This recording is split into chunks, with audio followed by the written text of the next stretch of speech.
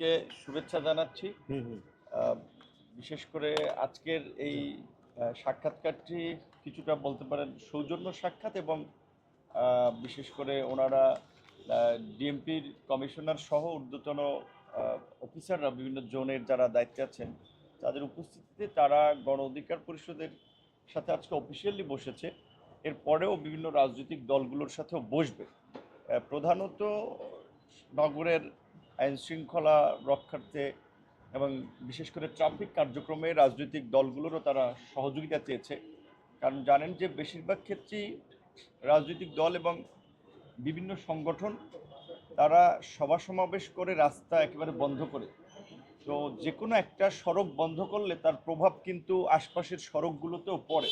এটা আমরাও মনে করি, এটা আমাদেরও ভাবা উচিত যে একটা ব্যস্ত সড়ক যদি আমরা বন্ধ করে সভা সমাবেশ করি, সেটার প্রভাব এই ঘনবসতিপূর্ণ ছোট্ট নগরীর প্রত্যেকটা অলিতে গলিতেই পড়ে যায়। সেক্ষেত্রে তারা বলেছে যে ঢাকার বেশ কিছু উন্মুক্ত জায়গা তারা চিহ্নিত করেছে যেখানে রাজনৈতিক দলগুলো সভা সমাবেশ করতে পারে।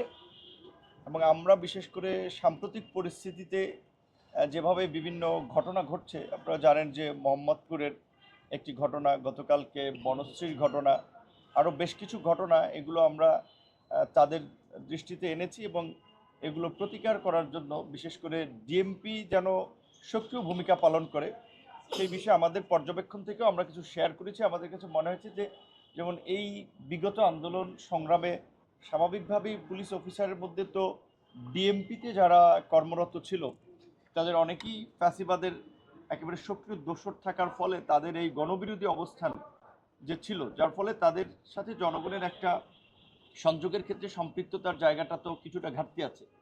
সেক্ষেত্রে এখনকার পুলিশ এবং বিশেষ করে ডিএমপি যেন এই ঢাকার নগরীর বিভিন্ন সংগঠনের নেতৃবৃন্দকে নিয়ে তারা একটু বসে তাদেরও সহযোগিতা নেয় এবং এই যে আপনার বিভিন্ন এলাকায় যে দুর্ঘটনাগুলো ঘটছে এগুলোর যদি শক্ত পদক্ষেপ না নেওয়া যায় তাহলে এগুলো তো ঘটতে থাকবে। সেক্ষেত্রে আমরা বলেছি যে আমাদের কাছে মনে হয়েছে যে পুলিশের পেট্রোলিং বা টহলটা জোরদার করা দরকার এবং অবশ্যই সাহসী পুলিশ অফিসারদেরকে ঝুঁকিপূর্ণ এলাকাগুলোতে দায়িত্ব দেওয়া যেতে পারে। কিছু কিছু জায়গা যেমন মুগদা, এই বনশ্রী বলেন, মোহাম্মদপুর বলেন, মিরপুরে বলেন এবং বিশেষ করে কিছু বস্তি এলাকা টার্গেট করে কিছু অপরাধের ঘটার আমরা নজির দেখেছি। সেক্ষেত্রে আমরা বলেছি যে ওই এলাকার যারা বিভিন্ন গ্যাং, বিভিন্ন গ্রুপ, বিভিন্ন বাহিনীর সাথে ইনভলভ আছে তাদেরকে দ্রুত সময়ের মধ্যে গ্রেপ্তার করা। আমরা